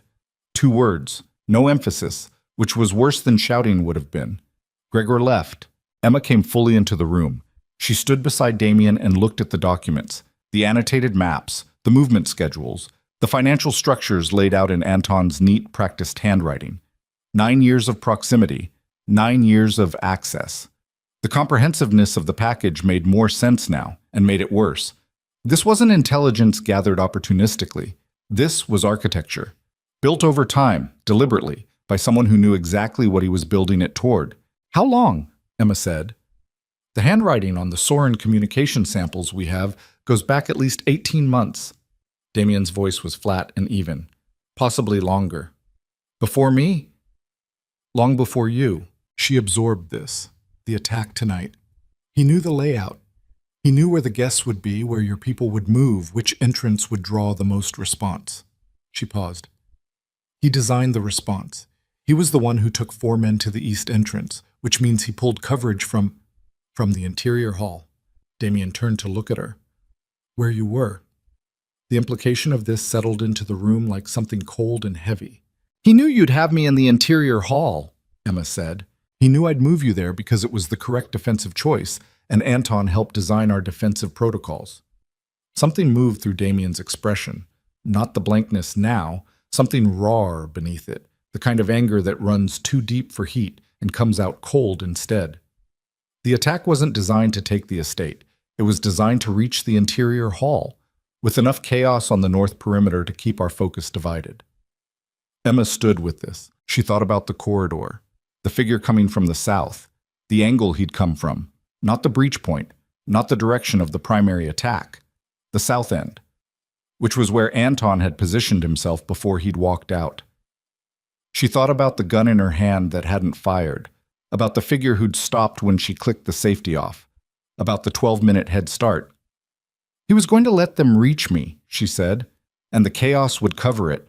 Damien looked at her with the expression of a man who had already arrived at this conclusion and had been standing inside it for the past several minutes. Yes, he said, to remove the vulnerability. To demonstrate to me what it costs to have one. His voice was very quiet now. Anton believed what my inner circle believes, that you're another Natalia, that I've compromised the organization by allowing you in. He decided to resolve it himself. Emma nodded slowly. She thought about Evelyn Whitmore's hands on a diner table, about the card with the phone number, about the warning she'd been given and had absorbed and had decided to walk through anyway with her eyes open. She thought about what eyes open actually meant in practice, which turned out to be more expensive than the phrase suggested. "Where would he go?" she said. "Safe house in the Port District. He has resources he thinks I don't know about." A pause. "I knew about them. I didn't know why he needed them." "Are you going tonight?" He looked at her for a long moment. The overhead light was cold and flat and made him look older than he was. Or maybe he was simply looking for the first time like exactly the age he was. "Yes. I'm not coming this time," Emma said. "Not because I'm afraid. Because this one is yours. And because someone needs to stay with Gregor and make sure the guests are handled and the estate is secure." She paused. "And because I need an hour to sit somewhere quiet without a gun in my hand." Something in his face shifted. "Emma." "I know." She held his gaze. "Come back." He looked at her the way he'd looked at her in the corridor. The open, undefended version of his expression, the one that appeared when there was nothing left to use as cover. He crossed the room in 3 steps and put his hands on either side of her face and looked at her for a long moment, and then he pressed his forehead against hers. Just that, just for a few seconds. The specific intimacy of 2 people being entirely in the same place at the same time without performance. Then he stepped back. He walked out. Emma stood in the East Wing bedroom with the annotated maps and the cold overhead light and listened to the estate reconfigure itself around his departure. Vehicles starting, voices coordinating, the organized sounds of a world she had walked into on a Thursday night 4 weeks ago in borrowed shoes. She sat down on the edge of the bed. She put her face in her hands. She sat there for a while, not crying, just breathing, just letting the shaking that her body had been deferring since the corridor finally moved through her without interference. It was not elegant. None of it was. The elegant version of this story would have had her composed throughout, would have had her processing everything in real time with clarity and grace. The actual version had her sitting on a stranger's bed in bare feet, shaking like a wire in wind, and breathing with her mouth open because her nose had done something it does under adrenaline, and she'd forgotten about it. She sat there until the shaking stopped. Then she got up, found her shoes somehow. Someone had retrieved them from the hall, put them on, went to find Gregor. The guests were shaken but largely uninjured. Gregor handled them with a professionalism that clearly came from having handled similar situations before. And Emma moved among them and said what needed to be said in a calm voice and watched people's nervous systems slowly step down from crisis altitude. An older woman who'd spilled champagne on her dress during the alarm and who was clearly more rattled than she was allowing herself to show. A man who kept checking his phone with the slightly unfocused look of someone who needed to be told it was over. Emma moved through them and said the right things and felt, somewhere behind all of it, the specific weight of having chosen this. Not the event. Not this night specifically. The larger choice. The one she'd been making incrementally since she'd typed yes into her phone on Clement Street and had finally, in a corridor with a gun in her hand, made all the way. Damien came back at 2:17 in the morning. She was in the main room in one of the chairs near the fireplace that had burned down to coals when she heard the vehicles return. She didn't stand up. She waited. He came in alone. His jacket was gone and there was a bruise developing along his left cheekbone, and his hands had dried blood on them that was not all from his split knuckles, and she looked at all of this and said nothing. He sat down in the chair across from her. They looked at each other across the low orange light of the dying fire. "Anton," she said, "alive, detained, being held at the port facility until we determine the full scope." He looked at the fire. "There are people in the organization who agreed with him, who knew what he was planning and didn't stop it. I don't know all of them yet." "How many?" "3 confirmed, possibly more." He leaned forward, elbows on knees. "This is going to take time to resolve." "And the Sorens? The men they sent tonight will communicate what happened here. The Sorens will recalculate." He paused. "This doesn't end with one night. I want to be clear with you about that." "I know." "It gets managed. It takes months. There are more conversations like the ones we've been having and more nights like this one, and there's no version of my life right now that doesn't have this weight in it." He looked at her directly. "I need you to understand that completely." Emma looked at him, at the bruise on his cheekbone, at the dried blood on his hands, at the expression of a man who had been telling her the truth all night and was still telling it now, even when the truth was inconvenient, even when the easier thing would have been to smooth it. "I understand it," she said. That's not the same as being prepared for it. No, she agreed. It's not. She shifted in the chair, pulling her knees up, making herself comfortable in a way that indicated she was staying. But I'm not sure being prepared for something is actually possible. I think you just decide whether you're in or you're out, and then you find out what it actually means. He looked at her for a long moment. Evelyn Whitmore told me something at the diner, Emma said. She said that by the time she was ready to admit something, it had already been true for a while. She paused. I think I've been in this for longer than I was admitting, and I think I've been deciding, actually deciding, all the way, since before tonight. Tonight just removed the last bit of ambiguity. Emma. His voice was rough in a way she hadn't heard before. What happened in that hallway was mine, she said firmly. I made that choice. You handed me the gun, and I took it. You didn't make that decision for me. She paused. Which is the difference? That's the whole difference. He looked at her, and she could see him processing this, the specific effort of a man who had spent his entire life making decisions for the people around him in the name of protecting them, and was being asked to understand that protection and autonomy were not in fact interchangeable. I know that's not how you were built, she said, softer. I know the instinct runs deep. Your mother, your father, everything that came after. You learned to manage things because managing things kept people alive. She looked at her hands. I'm not asking you to stop protecting. I'm asking you to protect me differently, like someone who can make her own choices about what risks she takes. She looked up. Can you try to do that? He was quiet for a long time. The coals in the fireplace shifted, settling further into themselves. Outside, the estate was still. The ground secured, the guests gone. The particular stillness of a place after crisis has moved through it and left silence in its wake. Yes, he said. Like before, she could hear what it cost. The friction of a real answer. I'll try. Emma nodded. That's enough. The weeks that followed were not simple. Nothing resolved itself into clean lines. Anton gave a full account under conditions Emma didn't ask to know the specifics of, and the 3 additional members of the organization who had known about his planning were identified and dealt with, and Damien spent most of the next month in the daily grinding work of restructuring, which Emma watched from the proximity of someone who had been folded into his world and was now present for its ordinary operation, not just its crises. Ordinary operation turned out to be less glamorous and more tedious than the crises had suggested. Long phone calls, most of them procedural. Meetings in the study that went for hours. The particular fatigue of a man managing a large and complicated thing, which looked less like power from the inside and more like maintenance. She watched him work, and she helped where she could. And she pushed back when she thought he was wrong, which was more often than he initially expected, and which led to approximately half a dozen conversations over those weeks that were the best conversations Emma had ever had. The kind where 2 people are actually disagreeing and neither of them is performing the disagreement. She also called Evelyn Whitmore. She'd been holding the cream card with the phone number for a month, picking it up and setting it down.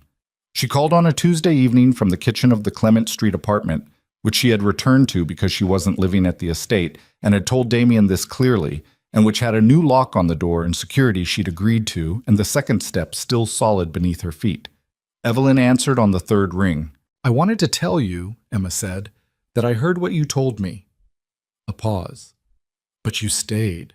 I stayed, with different terms. Emma looked out the kitchen window at the gray November sky, which had cycled back to the same color it had been the night of the gala. I'm not going to tell you it's not complicated. It is. I'm not going to tell you there aren't things I'm still deciding about. There are. She paused. But I wanted to tell you that the conversation mattered, that you were right, that knowing is better than not knowing. She paused again. And that I'm sorry nobody sat in your section that day. A long silence on the other end of the line. Thank you, Evelyn said. Her voice had a quality Emma hadn't heard in it before. Something loosened, the specific texture of something that had been held tight for a long time. Be careful with him. I'm being careful with myself, Emma said, which is actually what you meant. Evelyn was quiet for a moment. Yes, she said. That's exactly what I meant. The Ricci situation resolved itself over the course of 2 months, through a process that Emma participated in at the edges and was deliberately kept central to, not because Damien managed her involvement, but because she inserted herself into the conversation, and he had learned by this point what it meant when she did. Luca Ricci, operating from a diminished position after the failure of the estate attack and the evaporation of Soren support, entered negotiations through intermediaries. The ceasefire was not warm and it was not permanent in any absolute sense, but it was functional. The specific kind of peace between dangerous people that holds as long as the cost of breaking it remains higher than the cost of maintaining it. Emma sat in one of those negotiations. Not at the table. She was clear about that. She didn't want the table, didn't want the official position that came with it. She sat in a chair against the wall of the conference room in the Meridian building, and she listened, and twice she passed a note to Damien through Gregor, and one of those notes changed the direction of the conversation in a way that both men at the table registered and neither acknowledged directly. After, Gregor looked at her in the elevator with the expression of someone permanently revising their assessment. "He should have brought you sooner," Gregor said. "No," Emma said. "He brought me at exactly the right time." The foundation came later. Not as a redemption narrative, not as the price of being with someone whose world contained the things Damien's world contained. She was clear with herself about the difference between those two things. It came because she'd been thinking about it since Evelyn Whitmore had sat in her section, and because she'd spent 3 years waiting tables and watching what happened to women who needed help that the systems around them were not providing, and because she had access now to resources that could do something concrete about that, and she was going to use them. She told Damien on a Wednesday evening in the main room of the estate, which she'd spent increasing amounts of time in without it ceasing to feel like his. She told him what she wanted to do, how much she thought it would require to get started, and what she needed from him, which was funding and a guarantee of operational independence. He listened. He didn't interrupt. When she finished, he said, "The legal structure needs to be separate from the Volkov name. We establish it through a foundation board that's clean on paper." "I know," Emma said. "I've been thinking about the structure. Gregor can help with the incorporation." "I'll handle the incorporation." He looked at her. "I'll ask Gregor if I need help," she said. "I won't need it." The corner of his mouth moved. The impression of a smile, that familiar almost expression that she'd been cataloging since the first evening, and had never once mistaken for anything other than what it was. The specific way joy arrived in a face that had learned early to keep it contained. "Okay," he said. The foundation's first office was 3 rooms above a dry cleaner's on a street Emma knew, because she'd grown up 4 blocks from it. She hired 2 people she trusted and began with a phone line and a list of legal aid resources and the unglamorous necessary work of building something from nothing, which it turned out she was better at than she'd known because she'd been doing versions of it her whole life. It was hard. It was also, quietly and without drama, the most purposeful she'd felt in years. Winter settled over the city in earnest, the kind of winter that comes in and means it, cold that had real teeth, the first snow in late December turning the streets briefly clean before the city's usual processes reasserted themselves. Emma was at the estate for the holidays because she'd been invited and had chosen to come, and because the holiday at Clement Street would have been her and Mrs. Caldwell sharing whatever Mrs. Caldwell had decided to cook, which was always excellent, but which Emma had decided this year to supplement rather than rely on exclusively. She brought Mrs. Caldwell to the estate for 2 days, which resulted in the most entertaining 48 hours of the entire year. Mrs. Caldwell examining every room with the expression of someone conducting a municipal inspection, managing Gregor with the brisk authority of a woman who had been managing difficult men since before he was born, and eating dinner across from Damien Volkov with the composure of someone who found him completely unsurprising. "You're better than your father," Mrs. Caldwell told Damien on the second evening, without preamble, while Gregor was getting dessert. Damien looked at her. "Did you know my father?" "I knew of him, same way you know of people." She sipped her water. "He was afraid of being ordinary. That's what made him cruel." She set the glass down. "You're afraid of other things. That's progress." Damien said nothing. "She'll be good for you," Mrs. Caldwell said, with a directness that Emma, sitting beside her, felt in her peripheral vision like a spotlight. "If you let her be." She picked up her fork. "Don't make me regret lending her my ticket." On New Year's Eve, there was a small gathering at the estate. Gregor and several others from the inner circle, a few of Damien's longer-standing business associates, the specific and modest version of celebration that a man in the process of rebuilding his organization's internal trust was comfortable with. Emma wore a dress that was hers, not borrowed, not delivered, bought with her own money at a shop near the foundation office that she'd walked past for 3 years and finally gone into. Near midnight, Damien found her on the terrace. It was cold, properly cold, the kind that clarified things. The city below and to the south was lit for the occasion, the skyline doing what skylines do on nights like this, holding itself up as evidence of what human beings will build when they put their minds to it, for better and worse, which was more or less what the year had turned out to be. Snow had started coming down in the past hour. Not heavy, the light, specific snow that falls on clear, cold nights, each flake distinct before it joins the rest. It was landing on the terrace railing and on Emma's hair and on the shoulders of Damien's jacket. He stood beside her and looked at the city. She looked at his profile against the skyline, the angle of his jaw, the scar she'd long since stopped noticing as unusual, the quality of stillness that had frightened her once and now read simply as him. "Tell me something true," she said. She said this to him sometimes when the situation called for it. It had started as a challenge and had become something else, an invitation which he'd learned to accept. He was quiet for a moment. "I didn't know what I was building toward," he said, "when I saw you at the gala. I told you I was looking for someone who was real in a room full of people who weren't." He paused. "That was true. But it wasn't the whole truth." "What's the rest?" "I was 40 minutes from walking out of that event when I saw you. I decided it wasn't worth the hours anymore. The theater of it." He turned to look at her. "You were the reason I stayed. Before I knew your name. Before Harlan Briggs opened his mouth and gave me a reason to approach." He held her gaze. "You were just standing there looking at the room like you were deciding what it was worth. And I thought—" He stopped. "What?" "I thought, that's a person who still makes those decisions for herself." A pause. "I hadn't been around one of those in a long time." Emma turned to look at him fully. The snow came down between them, light and unhurried. "I need to tell you something too," she said. "Okay." "The night I texted yes from my phone, I was sitting in the dark on my bed in the dress I'd borrowed, and I already knew, that it wasn't going to be simple.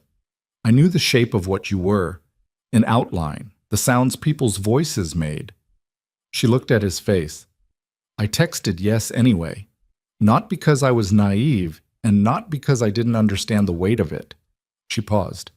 "Because I was tired of saying no to things that scared me, because I'd been saying it my whole life and calling it being smart, when a lot of the time it was just being afraid." He looked at her steadily. "I'm not saying the fear was wrong," she said. "It wasn't. Evelyn was right about the things she was right about, and this year has cost things it didn't have to cost. And I've held a gun in a hallway and sat in negotiations I didn't ask to sit in, and I've looked at documents I can't unread."